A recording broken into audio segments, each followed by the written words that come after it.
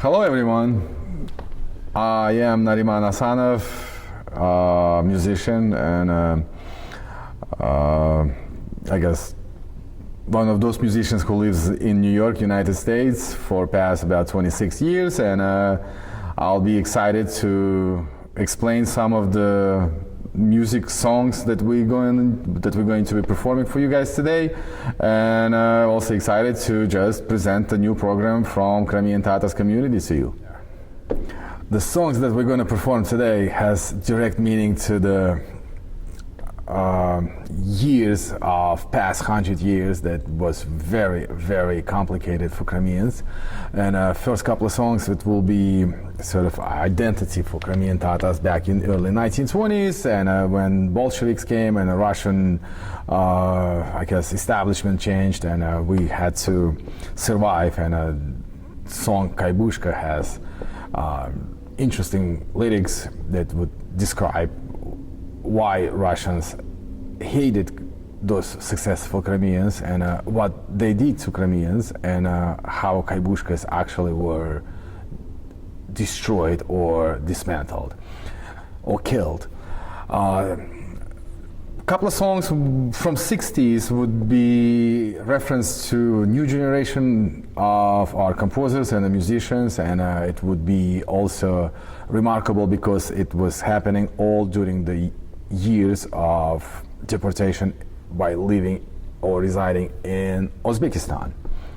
It's not just the songs that was born in Uzbekistan, it's the songs that had to created by different composers who had to survive all the scrutinies in 1940s, and uniqueness that we not always profound with the like old folk tunes and modes. The tango, Kim Yashol Mahan, obviously was influenced from the Western music.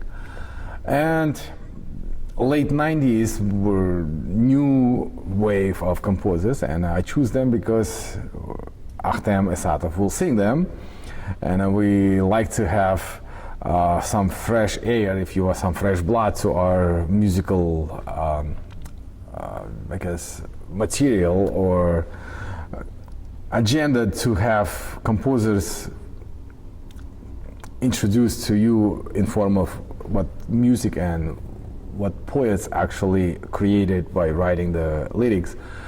It's idea that we came back home and we relieved. We had good songs, not with the heavy lyrics that would bring you to killings and describe how brutal was Russians 100 years ago.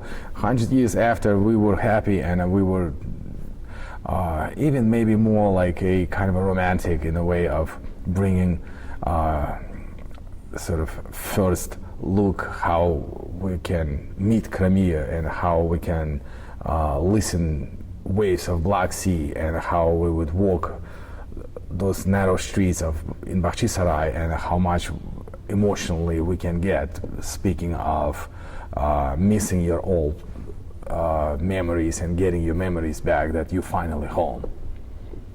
Well, I was born in land of Uzbekistan, nowadays well known as the Republic of Uzbekistan, and lived there till 1988, so I was around 15 years old, and then we finally got a chance to move back home to Crimea, and always knew that I am Crimean Tatar, and I always grew up as a teenager that learning our culture, learning our language, and being engaged even from 7 years old in music school, with being engaged with the national cultural music. And I grew up in a family of fairly art-oriented. Mother was a singer, and she loved to sing, I should say, at least. And father was also singer, and also played the drum, hand drum, and sister played piano, and I played violin from early I guess childhood. And once we moved to Crimea, I became a student of the junior music college, and that helped me to get enrolled with Ensemble Chansu, and so on and so forth. It became more like mission of working with your own countrymen, country friends, if you want to call it, and played the national folk music and loved it and still doing it. I was 15, 1988, and I believe it was June 26th or 24th. I would normally remember that date, but it's became a little different in past, I guess, 26 years since I've been living in the United States. First 4 years in Crimea was settling, finishing high school, and then I eventually got accepted into the junior music college. And in 1991, that was the first trip to United States, first trip to New York with the same ensemble Chansu, and we went back to Crimea the same year, and eventually in 1994 we got the second chance to tour United States, if I can say that, or actually it was mainly here in New York, and I decided to stay. It was a great pleasure to get to know, I guess, or get engaged in more specific way with our community here. It's obviously engagement was again musically and culturally, and I have to admit that the Association of Crimean Tatars, or American Association of Crimean Tatars, established way before we tried to get first I guess look at the association in 1991. The association established back in early 70s, so it was more than a gift for Crimean Tatars to have a community that wasn't just coming and talking and greeting each other. It was a functioning, fully scaled organization that kept in touch with their own countrymen, and as I said, we were welcomed, and 3-4 musicians, and then eventually became more of dancers, and eventually we established New York, or the New York Crimean Tatars Ensemble. And could you tell us a little bit about the Crimean Tatars in general? Who are the Crimean Tatars? Well, indigenous people of the peninsula, or off peninsula. Our roots are very old and very complicated, since it's not the really one tribe that actually would say that this is the tribe that Crimean Tatars is being descend of.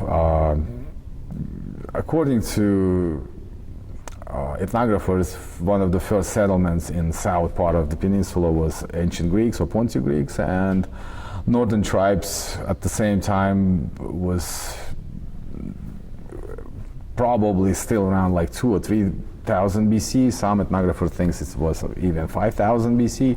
It's not really important when that happened. It's important how all this so-called major 3-4 ethnical groups found a way to live on such a small peninsula. And like I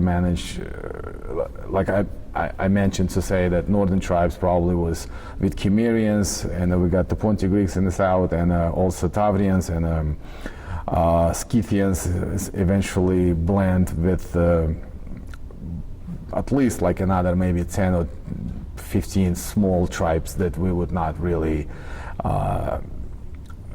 have exactly identity for those tribes, but average of Crimean Tatars mixture, it should be somewhere between 15 and 24. So that's how complicated our the early roots are. And as I said, close to probably 1917, that's when that official name all of a sudden began to pop up in like Russian documents or Kremlin-ruled authorities, that they brought this sort of Turkic-speaking majority through the mid-centuries as a maybe nickname to Crimea, and we became more known like a Crimean Tatars. Generally speaking, we are Crimeans, and regardless of that unique identity as a people thinks about Tatars, we have undoubtedly some connection to the mid-centuries Tatars, as a well-known Asian Tatars, but it is what it is. So it's a name that may not really reflecting anything on our appearance, but Crimean Tatars, bottom line, it's indigenous people of the peninsula. We did not really move to Uzbekistan. What happened basically in 1917 during the Bolshevik Revolution or Soviet Socialist Revolution in St. Petersburg in November of 1917, hope for evil empire or for collapse of evil empire as a Russian empire was so high that Crimeans who lost their independence back in 1783 thought we will get back our country, our independence back, and National Republic of Crimea were established in 1917 in late November by our leader Noman Chelebijihan. Freedom did not last long, since Bolsheviks decided to re-establish some sort of another empire, and early in 1918, basically 3 months later, Noman Chelebijihan were assassinated on February 23rd. His grave not known, where he was exactly killed we can only guess. I believe it was in the city of Akhyar, which is also renamed by Russians later and it became Sevastopol or Sevastopol. So in the city of Akhyar, that what we all knew exactly that he was killed. And that was actually the beginning of new era of very difficult times for indigenous people of Crimea. And Crimean Tatars suffered a lot, and 1920s was basically atmosphere to push Crimean Tatars outside of the peninsula, and that was probably biggest success for early years of the communist regime, and coming close to 1930s, that when Stalin began to have his own repressions that was actually targeted mainly intelligent people, teachers, doctors, writers, people who would still be able to think on their own, and people who would be able to bring that national identity to ordinary people that was actually not welcome at all in Russian authorities at that time. Prior to that, like I said, in 1920s, when people were forced to leave Crimea, propaganda of having everybody even, Russian propaganda that everybody has to be even and we should not have successful rich people, brought horrible days to those who would have some financial success and maybe even some agricultural success. Crimea was a very agricultural place for the time of the early 20th century, and one of the songs that we're going to play, it's called Kaibushka, and Kaibushka, it's an interesting sounding name. It doesn't sound like Crimean Tatars or anywhere near the Crimean language, but most likely Russians named the way they can those fairly successful or rich men. And briefly, if I can translate the song, it was something that would be very disturbing, that Kaibushka are names, and they took all my good stuff, all my animals, and eventually they said, you have to go to jail. You would think, if you took everything from me, why would you want me to be in jail? And a second verse of that song would be how horrible times and days Kaibushkas would have to spill their blood, if you want to call it, and that's how it's actually written in the second verse. And third verse would be Kaibushka decided to saddle his horse, but because he cannot have a horse, it's a sign of being rich. And 12 soldiers with I guess, court-martial will come, and finally they kill the Kaibushka, they shoot the Kaibushka. This is a song, has very unique words, or it could be even part of the poetry that, I guess, days of раскулачивания, those who lived in that part of the USSR at that time, obviously they know exactly what раскулачивание means, that no one's rich, no one who could have horse even, and that's what happened in Crimea in early 20s. After war began in 1941, we get into the stage of, or maybe final stage, that when probably Russian authorities thought that they would finally finish up with Crimeans, since we were, I think, strategically had a threat that Russians' idea of controlling Mediterranean Sea would have to go through Black Sea, and then it would have to go through Turkey eventually, and ideas of cleaning their path on the way towards the Mediterranean Sea actually, I guess, happened or got to the final point when on May 18 in 1944, Crimeans were deported, partially to part of the Russia, Ural Mountains, and some nearby districts. And another portion, I cannot really say which portion was, or part of the Crimeans were bigger or smaller, to Central Asia. Second part was mainly in Uzbekistan. Some of it, I would say, probably in Kyrgyzstan and maybe Turkmenistan. Some of it was maybe even in Tajikistan and Kazakhstan, but mainly it was in Uzbekistan. And that toll of that particular genocide, again, people were deported and selected just because on their genes that you have to be Crimean Tatar in order to be deported in one of those train carts, I guess, that wasn't really designed for human beings, for animals. That's how horrible basically genocide began. I mean, there is no such a good as a good genocide, but it's the way sometimes people get killed.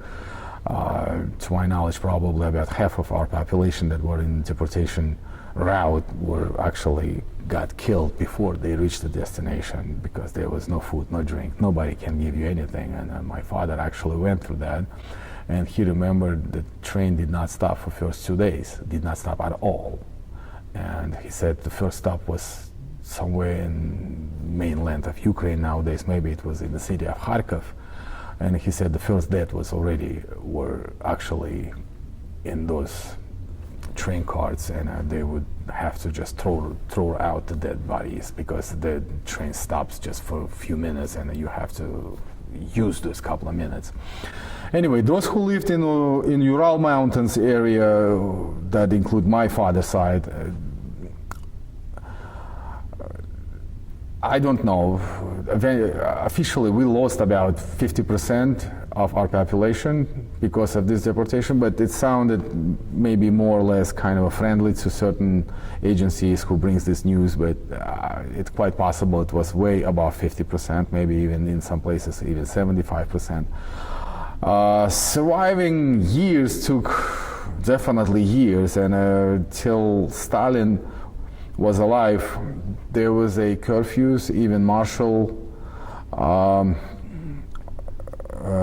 do you call it, martial order maybe? Martial law. Martial law, when you cannot leave certain areas, and when you assigned to work at certain places. That's what happened with with my grandfather, that he worked in a different city for a factory, that he was not able to leave that factory. And my father said a few times that he was working for 200 milligrams of bread a day. Bread, that's 200 milligrams, I guess, would be enough just to not die from starvation. I don't want to go for details how others were surviving who had to live in those, I don't even know how to describe those areas. It did not look like more like pavilions, or it would be more like a kind of a sheds that would be located in heavy wooden areas. Then people would have to cut the woods for some government needs, I guess. Anyway, that's the Ural Mountains days that actually remarkable for folk musicians who did remarkable, or I guess I don't want to call it a job, but it's a job. It's even maybe they serve for their own people, that they created some new songs, and a song of Ural Dağı became well known, probably one of the most played and sung song from 1940s. And eventually song Tatarlığım also has deep meanings that hard for me to determine or give any determination whether that song was born after deportation. But the cry of being a Tatar that walks all over the world has something to it, and one of the verses also says that I see Crimeans everywhere, but I don't see the light or day that would bring the brightness to our lives. And it certainly has something in regards to the so-called horror and lives that were lost in those 10 years, roughly speaking, between 1944 and 1954. It's a very different 10 years because death of Stalin in 1954 too, and eventually that martial law and some curfews were lifted for Crimeans who lived in Ural Mountains, and they found some ways to go. Some may unite it with the rest of the families, or some would just go to the areas that would be more friendly, maybe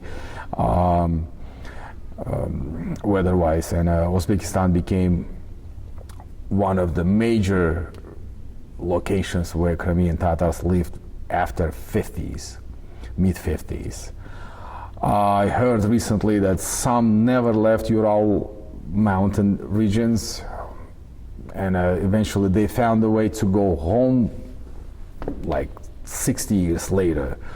I had heard that some still there and they assimilated, and most likely it will be very complicated for them to find a ways to leave Ural and go home back to Crimea. But unfortunately, 60s in Uzbekistan became kind of a bright in cultural way that I believe Russian authorities or Kremlin authorities, who established one of the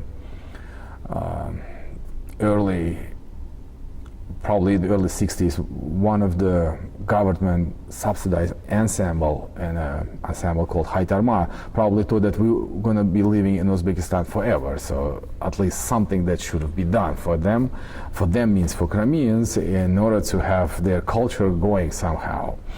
And that ensemble became very popular because it was the only one, and it was unique that all advanced musicians at that time eventually somehow would work there, would have maybe short career, but it would be sort of platform for every musician, a dancer in this case, come and show yourself, work with us, and triggered new era, new generation of composers, new generation of singers, and those who were deported from Crimea, still who survived also deportation during 40s, 50s, would teach those new generation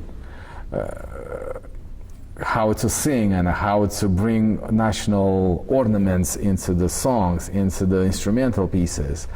Several names that I would probably definitely have to say: Ilyas Bakshish, who was, I would probably say, that Crimean born and a Crimean trained, and a great composer, great style, and also probably generation of his days, Edem Nalbandov, who was more classically maybe oriented, and also new generation of composers like Mehmet Arslanov, who brought very difficult to at least my teenager memory understanding that how could you have a tango in Crimean Tatar style, and obviously tango became very popular in Europe in early 1920s, but you see, even if it's late, Crimean Tatars composers during the 60s and 70s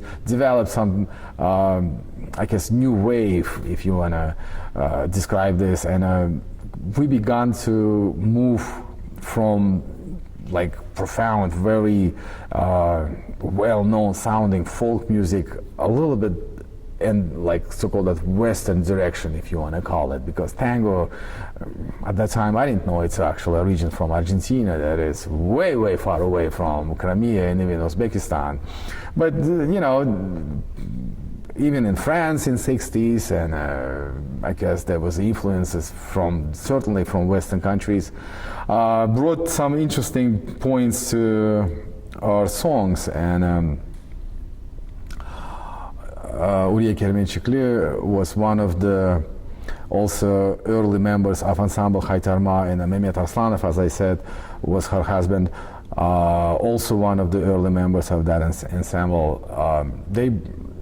They had certainly carried out the history of Crimean Tatars culture, and Uriye Abla will sing two songs, and one of them will be Kimyash Olmahan. It's a tango that you will give your, I guess, critical points that it's a tango, but it's in Crimean Tatars mode. So it's that's how the folk can be a little bit more eclectic back in 60s, 70s, and then eventually we got composers who developed interesting way of patriotism. Now we are in 80s, and we are about to see end of USSR, and we all began to feel that, because 60s and 70s did not just go with the new wave of art, new wave of poets, new wave of composers. It was a era of Crimean Tatars national movement. We began to fight for our comeback. We began to bringing our voice in those so-called illegal demonstrations. Demonstrations were prohibited. You cannot go on the plaza with the banner and say, "I'm Crimean Tatar, please return me home." And people were paying prices for those actions. Brave people who would be sitting in jails, and ordinary people would know about this, and that actually triggered that sort of momentum when in mid-80s Gorbachev was already in the power. Crimean Tatars would go to Moscow and have demonstrations there, and they will not be punished by putting the demonstrators in the jails or into the jails, whatever. But it would be a signal to, first of all, for Crimeans that we are not belong to the Uzbekistan. And in my childhood, I always knew that Crimea is somewhere in Europe or eastern part of Europe, and when I would ask my parents why we're living here, they will not give me direct answer, but eventually I knew exactly what happened. And finally happened in late 80s, we were let go from Uzbekistan. We were not welcomed in Crimea, but at least we would just find a way to be in Peninsula without being punished. And again, punishment would be right back into the jail, or they will just deport you backwards where you were, they would say, came from. Well, in this case, we cannot came from somewhere. We are Crimeans, and we have all the rights to be citizens of whatever that country. At that time, it happens to be Ukraine. Oh, not welcome in Crimea, it was very different, but because we never officially recognized as a deported based on genocide. Genocide never admitted by even modern Russia. I believe Ukraine recognized Crimean Tatars genocide. And if you recognize this particular nationality that being tortured and genocide, you have to return them not some, but you have to return them whatever you took from them. Deportation did not happen just putting Crimean Tatars in a train, wagons or carts. It also followed by the basically confiscation of all your properties. Everything was seized and nothing was returned. So by saying you're not welcome, they didn't even offer you a piece of land. We had to take that land on our own and basically violating the law of whatever, real estate law, maybe you want to call it. Property law, right. And those who had money, they purchased homes. But those who had very little savings, what would they do? So being not welcome, it's that particular two things that take anything from me 60 years ago means nothing. It doesn't help me. Help me by returning this. That didn't happen. It didn't happen even till nowadays.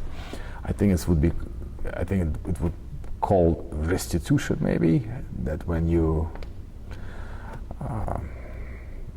basically robbing somebody, in this case during a 24 hours period, 500,000 were deported, at least returned. And we're not welcome in other ways too. That there was one of those government-run campaigns that we are sort of horrible-looking people. We are very dangerous. We are coming to seek revenge for what so-called Russians did back then in 1944. This was from my so-called Russian friends that I met eventually when I got back, when I settled somewhere in a village outside of capital, and they would tell me what was actually government spreading, right. Well, we'll talk about what was Ukraine at that time, when in 1988, 89, it was still USSR.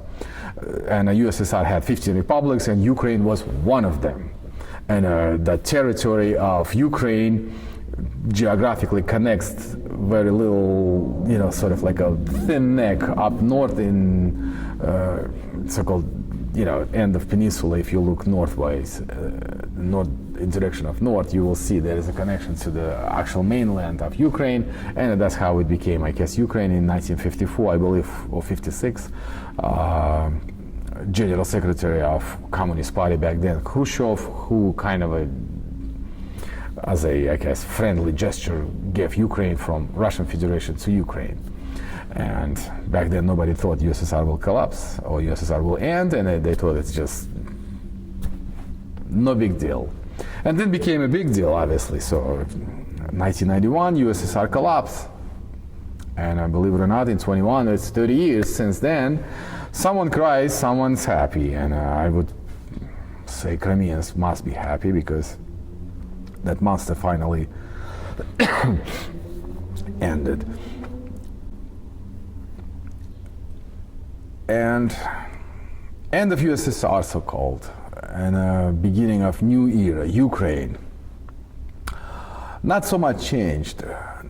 Problem with Ukraine became very obvious for next, like maybe good 3-4 years. Economy was almost did not survived, and lots of things changed. But I want to come back to music. I would say it was the best years of that 4 years I was attending junior music college. Lots of Crimean teenagers came from Uzbekistan, and we were happy to play our national folk music openly in the classrooms. It's a music college, but it still has lots of practice rooms, and that triggered enormous amount of positive energy and brought some of new names, new composers again. And I believe in about 25 years after the so-called 1990s till about like 2015, if you want to call it 25 years, we achieved a lot more progress than in the past 60 or 70 years after deportation. And influences from Western world and eclecticism, and we began to slowly moving away from distinct folklore to kind of a mix eclectic Crimean Tatars music. And we had even rock bands, we established even some hip hop and R&B kind of singers, and we had singers that would sing songs like love songs and more sounds like Light FM kind of radio kind of station. But folk music never left, I would say, about 50% of the stage. If you would bring all sorts of artists on the stage, folk musicians would still be dominating. And I think our the strongest point of surviving, speaking of 100 years of stretch, it was definitely strongest and very loving engagement with the folk music, with the folk dance and national culture. Okay, let's just concentrate on the something that I would probably describe as a music of late 90s. When most people began to get back to Crimea, we got very interesting new era of composers that actually, like I mentioned, kind of give a tone of the music that we still have in Crimea these days. It's a young generation of composers like Server Kakura. We had Edip Asanov, and I believe Uriane Kinjikaeva, she composed her also songs. And I want to emphasize a little bit on Edip Asanov, who composed quite a bit of songs, but Selam Saha Kharadingas, what was in the lyrics was just incredible, very touchy, and I believe poet was Abdelaziz Veliyev. That we're gonna have Ahtem Isatov will sing this song for you. Selam Saha Kharadingas, very beautiful song. It's a song about Crimean that actually missed Black Sea, and Black Sea becomes more like a human for him, and for that particular singer, I guess in this case, and it's conversation between human and a sea. Another song would be Bahçe Saray Aralıkları. I would probably be 50% positive that it became more like a folk song. Not so many people most likely would be remembering who actually composed the song. Also beautiful lyrics, and it's all about Bahçe Saray. It's a capital in old days, and it has lots of meanings to most Crimeans who doesn't really have to be anywhere historically from that from that city, and it's a city that brings memories back to our independence, back to our strong days when the Khanate was basically having city as a capital. So those two songs you will hear from us, and Ahtem Isatov will perform those songs for you. Okay. Today I'm going to be talking about a few songs, and song Tatarlığım. It's like iconic song for Crimean Tatars. It's a song about identity and who we are and how much we suffered and how much we are hoping to see. Reason I choose this song because we are in some ways in kind of a repeat of 1940s, 50s and 60s, since occupation of 2014 reinstated that sort of fear and warriorsness for Crimean Tatars. And a song as a kaibushka, it's a song that you have to understand that they wasn't really the easy people. Russians took whatever they can take from them, and eventually they killed them. It's a song of about maybe 100 years old that actually quite popular nowadays if you really look what is happening on the peninsula. And lovely songs. Uriye Kermenchikli will perform for you the tango, Kim Yash Olmaha, who was basically in translation, who's never been young. And Ebediyet, that's also a song composed by Mehmet Arslanov. Songs of new generation composers of after deportation in the 1960s. And Deep Asanov songs, Selam Saha Karadeniz and Bahçesaray Aralıkları, it's well-known two songs, and I would say almost folk songs that not so many people would probably think who actually composed them. It's probably song of Crimean Tatars with the beautiful lyrics, and it's all about the beautiful Crimea and how much we miss Crimea and how much city of Bahçesaray meant to us. So,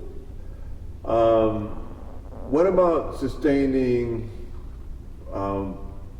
traditional music and dance of Crimea in New York City? Like, what are the challenges here versus back in the times that you mentioned that were mostly during the Soviet Union and just afterwards? Well, the major challenge is those early years when I was actually getting used to United States. Speaking of particular cultural identity, I realized that people here probably find a way to save their like that old way of cultural identity better than we did, because they had no restrictions. They can sing whatever they want. They don't have to worry about the lyrics, unlike what we could not do in Uzbekistan. Like, we cannot have lyrics that would criticize USSR. We cannot have lyrics that will say, "Oh, Crimea, I missed you, can I go home?" Here, they would sing whatever they want. But the major difficulties for us was to bring them up to that sort of, we thought that we were a little bit more energetic when it comes to like speed of dancing, and our lovely dance Haytarma would be more like almost like a walking kind of a waltz kind of a thing. Nothing to offend the waltz, but the Crimean Tatars kind of fiery dancers, and challenges to I guess meet generation that lived here since 60s, and it's actually they left Crimea early in the 40s, so we have to kind of come back to like almost 60 to 80 years in order to compensate what we actually developed. And I figured we were a little bit more advanced than those Crimeans who actually lived in the United States. Well, balancing this somehow became more or less challenge, but like I said, we also had to face the new generation, our children, that we would like to have them engage in our culture. And in the United States, when you have approximately a couple of thousand Crimeans for a city that over 15 million people, it's hard to preserve your people, to keep your children engaged with the culture that most likely easily could disappear. It's like a melting pot. And I have to admit that bringing your children or youths into the cultural center, it's strictly in the hands of their parents and adults. And if we want it, we can make this happen. Nobody's going to say that they will be less Americans if they would be dancing Crimean Tatars national dance, but it would make them certainly unique Crimeans who's living in America as, I guess, youth or young men and women who can prove on the simple question, can you prove? Are you Crimean Tatars and how? And they will go on the stage and sing and dance and play the instrument, play the instrumental pieces. So that's identity we're still concentrating on. And eventually you will see we're going to have two dances with our youths and so-called with the dancers that are simply product of United States of America. So how are youth learning, like American-born Crimean youth, learning from Crimean elders or older musicians who learned back in the homeland or even further back during the Soviet Union? Till 1990s, as I said, we were also youth generation in Crimea. We learned how to dance and how to play, how to sing. When we became in, let's say, early 2000, aware that, okay, we all have kids, what do? You just do the same thing. You bring them to the cultural center. Again, it's the same association that we were welcomed back in 1991, 1994, and then we have a school. The only way to teach, you have to have a school. Private school, public school, or some sort of school, whatever, pure on enthusiasm or pure on the base of enthusiastic people. We have teachers. We were lucky we had few choreographers who came to United States also from Crimea with strong knowledge of how to teach, and choreography itself has to be different than what you would normally think about, the major TV stations has. It's challenging, it's difficult, but again, if you teach from the very young age, your children will speak your language and they will dance the way you tell them the moves, and eventually if you told them we have to play instrument like this, and you bring them musical material, and it works. We do have quite a bit of kids who would be in their probably mid-20s now who grow up here. If they dance, if they hear the Crimean Tatars folk music, they come and dance. And they don't dance kind of like hip-hop kind of a style. They dance the way it's supposed to be. And what are the challenges specifically in the U.S. of transmitting traditional music and dance? You mentioned some of them. You mentioned melting pot. And what are some of the challenges specifically in the U.S.? Exactly, the melting pot. You just know exactly at some point when they probably in maybe college days, you just want them to come back to your community more often. That may not going to happen, and I haven't seen yet that generation who would be eventually, hopefully, if I'll be around, maybe after 20 years, when they hit the mid-40s. That will be the crucial time for them too. Most likely they're all going to be with their families, and most likely they will come back. I want to see that. But the most challenging part about this, will they be teaching their own kids what we did? Okay, you might say my kids are first generation, and I am Crimean Tatar. I did not have a chance to be,